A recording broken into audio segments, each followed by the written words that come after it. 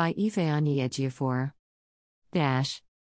Update on our today's visit to our indefatigable client Onandu Mazi Nnamdi Kanu at the DSS headquarters, Abuja, where he is now being illegally and unconstitutionally held in solitary confinement, in gross violation of the positive orders of the Court of Appeal. We visited Onandu today, the 20th day of October, 2022, at the headquarters of the Department of State Services, DSS, Abuja. Today's briefing centered on the late-night notice of appeal and motion for stay of execution of the judgment of the Court of Appeal, which was served on the office of our lead counsel Chief Mike Ozicom, San, yesterday, being the 19th day of October 2022, at 5:03 p.m.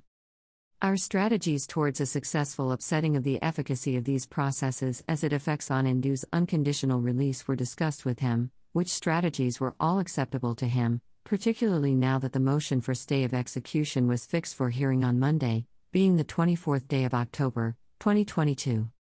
Though the FGN's right of appeal is a constitutional right, it is our firm contention that the FGN must first and foremost obey the order of the Court of Appeal directing for the immediate and unconditional release of Onandu. The FGN has been in contempt of the positive orders of court made since the 13th day of October, 2022, by the Court of Appeal, which orders clearly discharged Onandu, and prohibited the FGN from further detaining him and or subjecting him to any further prosecution or trial. The law is settled that a party who is in disobedience of a court order cannot be entitled to or be granted the indulgence of the exercise of the equitable discretion of a court of law for stay of execution of the same order the party is in its contempt. Onandu's legal team, eminently led by our erudite Silk, Chief Mike Ozicom, San, is ever ready to literally remove the carpet from under their feet in court, come the 24th day of October, 2022.